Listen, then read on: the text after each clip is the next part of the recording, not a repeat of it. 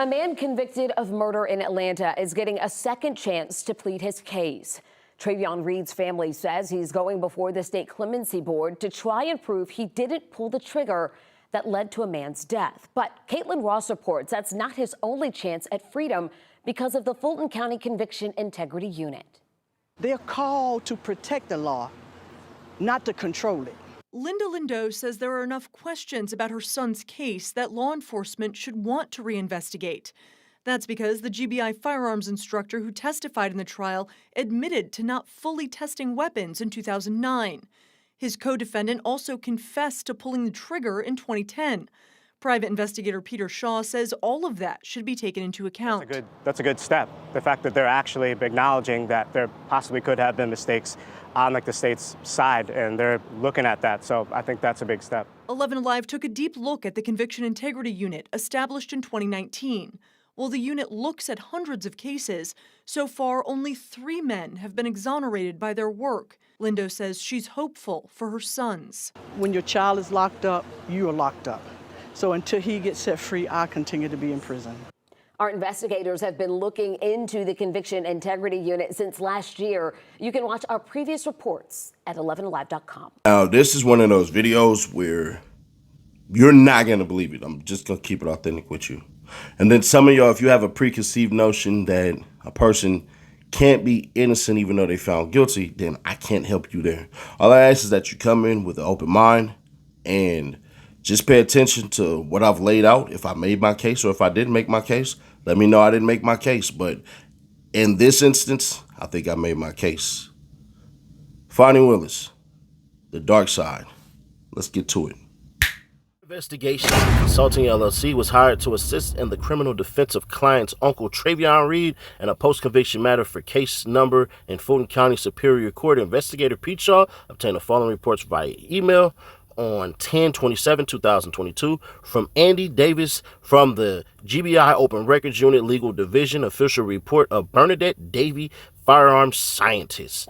In Ms. Davy's official report, she stated that she examined item number 002, sealed package containing 7.62 metal jacket fragments. In her conclusion, she stated that the microscopic examination of the bullet jackets fragments and item number 2 reveals that they are consistent with being fired from AK-47 and SKS rifles. However, in the official case chain of custody report under item 002, Ms. Davy's name is not listed as one of the individuals that ever handled that item of evidence, nor is Ms. Davy's name listed under any item of evidence at all in the entire report. Now, Nash, why is that important?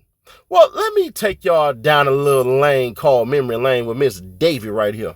Dear District Attorney, this letter is to inform you of a recent personnel action at the Georgia Bureau of Investigation, GBI, crime laboratory that may impact the prosecution of cases by your office. Effective April 1st, 2009, Bernadette Davy, a firearms examiner, resigned from her position with the GBI. The resignation of Ms. Davy resulted from the findings of a GBI Office of Personnel Standards investigation, which determined that she initially fabricated data on a firearms worksheet that was part of the official crime lab case file. The GBI Crime Lab will continue to make all possible efforts to provide firearms analysis and testimony that meet the requirements of our customers. Unfortunately, with the resignation of Ms. Davy, a limited number of firearms examiners remain available to conduct these analysis. If your office has upcoming cases that Ms. Davy was scheduled to provide testimony, please contact Assistant Deputy Director Mark Maycock or myself as soon as possible so that we can work with you to address your requirements. Because 4 GBI examiners are in training at the headquarters laboratory, and it is critical that this training continue without significant interruption. Some cases may be analyzed by examiners from GBI regional laboratories. I ask for your understanding because of the limited resources at GBI disposal. Providing firearms reports or testimonies with less than 14 days notice may be impossible in certain situations. The foundation of the GBI crime laboratory system is quality work and accurate scientific analysis. Although GBI resources are limited, the crime laboratory commitment to professionalism remains unchanged. If you have any questions concerning this issue, please call me at the number above. Summary and finding of facts. On March 13, 2009, Crime Lab scientist Amanda Lockhart peer review a firearms case that Crime Lab scientist Bernadette Davy had completed earlier. The firearm was a .22 caliber 6-shot revolver that had been brought into DOFS Atlanta by the Douglas County Sheriff's Office on September 8, 2006. Lockhart rejected the findings of Davy's analysis of the weapon because Davy only had 10 trigger pulls on a weapons worksheet when the actual numbers should have been 12 trigger pulls. Lockhart placed the findings of the peer review in LIMS system in reference to the rejection, and a few hours later, Lockhart received an email from Davy stating that the trigger pull function of the procedure had been completed. The quick response from Davy raised concern for Lockhart because she was not expecting to hear back from Davy that quickly. Lockhart checked the internal chain of custody and noticed that the firearm in question was still in lockup evidence. Lockhart reported this information to the Central Georgia Regional Laboratory Manager, Sean Davis, and Davis in turn reported the incident to Assistant Deputy Mark Maycott. On Tuesday, March 17, 2009, Firearms Section Manager George Stanley, Assistant Deputy Director Mark Maycott, and DOFS Deputy Director George Herron met with Crime Lab scientist Bernadette Davy. Dr. Herron asked Davy if she had retrieved the revolver out of the evidence locker and completed the 2 trigger pulls that she had placed on her weapons worksheet after Lockhart's rejection of the case. Davy stated that she did not retrieve the weapon out of evidence and that she had used average number of trigger pulls that she had already conducted to complete the analysis. Davy admitted that by her not retrieving the weapon out of evidence and conducting the trigger pulls, she fabricated data on the weapons worksheet. Davy stated that because of the time factors is the reason she did not conduct the extra firearm pulls, and by her not completing the trigger pulls did not impact the quality of the case. On March 19, 2009, Director Fred Mays and the Office of Professional Standards interviewed Bernadette Davy at GBI headquarters. Davy admitted to Director Mays that she had fabricated the data in reference to the .22 caliber revolver. Davy admitted that after the case was rejected by Crime Lab scientist Amanda Lockhart, she did not conduct the necessary trigger pulls to accurately complete the examination on the weapon. Davy stated that she took an average of the trigger pulls that she had conducted on the weapons to come up with the results. Davy admitted that she was wrong for fabricating the data on the weapons worksheet, but it did not impact the quality of the case. Davy stated that she had conveyed to DOFS Columbus lab manager Joanne Classens several weeks prior to the incident that she needed a break from work. So many rush cases, and she did not get a break, that she was going to end up doing something stupid. Davy admitted what she did was wrong, but she felt that GBI should take some responsibility in the matter because of the overwhelming workload she has. Davy stated that Crime Lab scientist Amanda Lockhart constantly nitpicks her work on her peer reviews, and she was fed up with it, and that is the reason she fabricated the data. Davy stated that she has never fabricated data in her cases in the past or done anything similar to fabrication. Labs manager Joanne Classens corroborated Davy's comment in reference that she needed a break from work in rush cases, and if she didn't get one, she was going to end up doing something stupid. Classens stated to Director Mays that Davy is a hard worker, and currently she has worked over 300 cases since FY09 started in July of last year. The finding of this investigation reveals that Crime Lab scientist Bernadette Davy violated DOFS firearms procedures, manual check, test function test, GBI policy statement 1006 standards of conduct, and GBI policy statement 1053 code of ethics. The allegation of fabrication of data is sustained on Crime Lab scientist Bernadette Davy. So this is just more to it, but let's get into more of this. Now, some of y'all may say, hey, man, this might just be one case in particular. Well, even one case in particular is enough to say, let's overturn it. But the state knew, the city knew, the county knew, even the GBI knew. How do I know? Man, look at this. Check this case out. Roscoe versus State, 2009, Supreme Court of Georgia. Roscoe v. the State. Tyshawn Roscoe was indicted for malice murder, felony murder, and hijacking a motor vehicle, and his trial date was set for April 27, 2009. Earlier, it had been discovered that Bernadette Davy, a firearms examiner for the state, had not been performing the required number of ballistic tests in each of her cases, and she was terminated for this breach of protocol. Davy had performed the testing on the alleged murder weapon in Roscoe's case during pretrial proceedings on April 24, 2009. The prosecutor informed the trial court that he intended to call George Stanley as witness during trial. Stanley is a GBI firearms examiner who had been asked to retest all firearms that had previously been examined by Davy because the state had not notified the defense at least 10 days prior to the trial of this. of its intention to call Stanley as a witness or introduce his report, the trial court granted Roscoe's motion in limine to exclude this evidence, and the state was instructed to go forward with Davy as its sole expert firearms witness during opening statements on April 28, 2009. However, the prosecutor told the jury that the alleged murder weapon had been linked to Roscoe by Davy's testing, that Davy had since been terminated, and another examiner would be called to testify that he had reached the same result as Davy at this point. Roscoe made a motion for mistrial, contending that the prosecutors had violated the trial's court grant of his motion in limine. The prosecutor responded that although retesting had not yet been completed, he intended to call an additional expert from the crime lab other than Stanley to rehabilitate Davy's testimony following her impeachment regarding the reasons for her termination. The trial court rejected this argument and granted the motion for a mistrial. Ain't that crazy? Now, some of y'all are going to be kind of, I want to say, leery about what you just heard. So let me break it down to you. Let's just say that you had a family member. You're not a street person. You don't care about street code or nothing like that, right?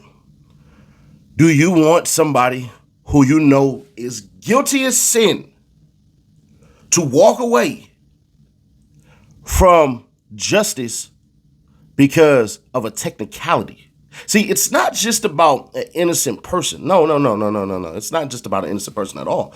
It's really about making sure you get it right. That's why the majority of people who watch this channel about my takes about young Dolph, when I said it's all right that it's taking longer as long as justice is served, is because you don't want somebody who was guilty of sin to walk away free, knowing good and damn well, hey, bruh, we should have got this right the first time. The individuals who are responsible for these crimes, we had to bring them to justice the correct way. Because there is nothing worse than an innocent person sitting down when a guilty person walks home scot-free. And this is the case in which I lay out to y'all. So, check it out. Expert, the court. Any objection? Or do you wish to voir dire the witness? Miss Berry, no objection. The court. Okay. Miss Davy is qualified as an expert as a firearms expert, I should say, by Miss Willis. Question. Can you tell us kind of what are your job responsibilities as a firearms expert in layman's terms? Answer. The main thing I'm asked to do is to determine whether or not a bullet or a cartridge case was fired in a particular weapon. Question. In a case involving Cheyenne Morgan, did you receive any evidence? Answer. Yes. Question. Okay. Can you tell the ladies and gentlemen of the jury what it is you received? Answer. On the 6th day of January 2004, the Fulton County Medical Examiner's Office came to the crime laboratory and turned over a box that contained fragments of a 7.62 metal jacket bullet. Miss Willis, may I approach the witness? The court. Yes, you may, madam. By Miss Willis. Question. I'm handing you what has been marked as State's. Question. I'm handing you what has been marked as State's Exhibit 11. It's actually already been admitted into evidence. Can you take a moment to look at it? Pause. Answer. I recognize State's Exhibit 11 to be a box. Inside this box are metal jacket fragments that originally were from a 7.62 caliber metal jacket bullet. And these are the metal fragments that were turned into the crime laboratory by the medical examiner's office on the 6th day of January 2004. Question. I think you said that metal jacket was turned in by the state's medical examiner? Answer. Correct.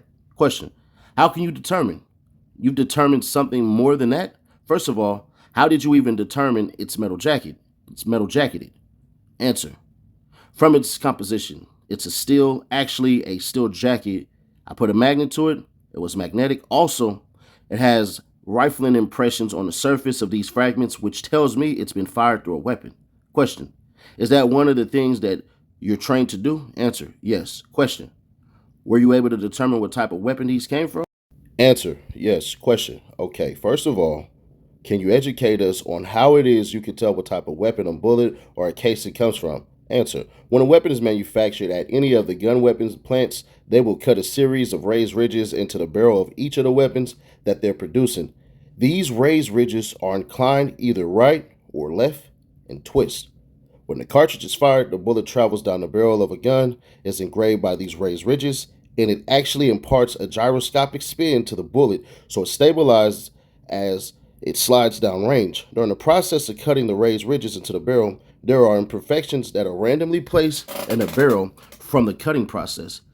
And these imperfections are microscopic in nature, and they are in the form of mixed burrs and cuts, so that when the bullet travels down the barrel, it is not only engraved by the raised ridges, but it's also marked with a unique pattern of striations from these random place imperfections. And it's the pattern of striations that an examiner uses to determine whether or not a bullet was fired from a particular gun. But if the weapon is not submitted, the number of raised ridges and the direction of the twist and width of those raised ridges can be used by an examiner to determine possible weapon manufacturers that bullet was fired from. Did you make a determination as to State's Exhibit 11 what type of gun it might have come from? Answer, yes. Question, what was your determination? Answer, there are a total of 4 raised ridges that are engraved on the surface of this bullet. This bullet is a 7.62 caliber. Based on the caliber, the number of raised ridges on the surface of the bullet, and the width of those raised ridges, I can say that this bullet is consistent with being fired from either an SKS or an AK-47 type rifle. Ms. Willis, Your Honor, at this time, the state intends to use demonstrative evidence. Ms. Berry, at this point, the state intends to use demonstrative evidence. Ms. Berry, I'm going to object at this time. The court basis. Ms. Berry, I believe that it will be unduly prejudicial. The demonstrative evidence I believe the state intends to use will not in any means be an accurate representation of the gun that was used. Nobody actually identified it as what was used, and I think showing it to the jury would be prejudicial. It would paint the impression that this was the weapon that was used, and it clearly wasn't. The court. Ms. Willis, do you care to respond? Ms. Willis, yes, Your Honor. Demonstrative evidence is just that. It demonstrates what type of weapon was used. The state will state in their place, and it can be taken as stipulation. This was not the gun that was used to kill Cheyenne Morgan. It is simply a demonstration of what type of gun the bullet would have come from. The court could have, Ms. Willis, could have come from. The court, all right, I'll overrule your objection, Ms. Berry. And with that particular caveat, I will go ahead and allow you to display it for demonstrative purposes only. Ms. Willis, Your Honor, the Sheriff's Department has cleared this weapon. That should be noted for the record, the court. And I will note that it has been cleared and that the safety tag has been put through it by Ms. Willis. Question, Madam, I'm approaching you with what is going to be marked as State's Exhibit 13 for demonstrative purposes only. Clearly wasn't. The court. Ms. Willis, do you care to respond? Ms. Willis, yes, Your Honor. Demonstrative evidence is just that. It demonstrates what type of weapon was used. The state will state in their place, and it can be taken as a stipulation. This was not the gun that was used to kill Cheyenne Morgan. It is simply a demonstration of what type of gun the bullet would have come from. The court. Could have, Ms. Willis, could have come from. The court. All right, I'll overrule your objection, Ms. Berry. And with that particular caveat, I will go ahead and allow you to display it for demonstrative purposes only. Ms. Willis, Your Honor, the Sheriff's Department has cleared this weapon. That should be noted for the record, the court. And I will note that it has been cleared and that the safety tag has been put through it by Ms. Willis. Question, Madam, I'm approaching what is going to be marked as State's Exhibit 13 for demonstrative purposes only. First of all, what is State's Exhibit 13? Answer, State's Exhibit 13 is a Noriko, which is a Chinese company.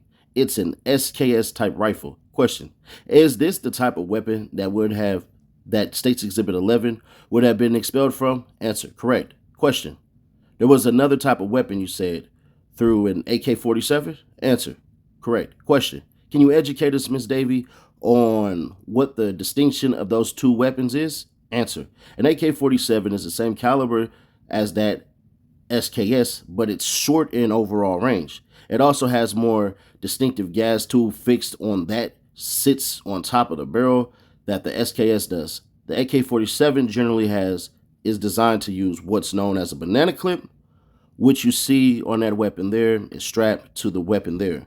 Question, I'm going to ask you, show us what a banana clip is. Answer, this is the magazine itself. The SKS is originally unmodified, come with a fixed magazine.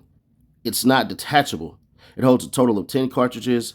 This stock has been modified so that it can hold a high capacity banana clip like what we would find on an AK-47. Question, is that all where the work you did in?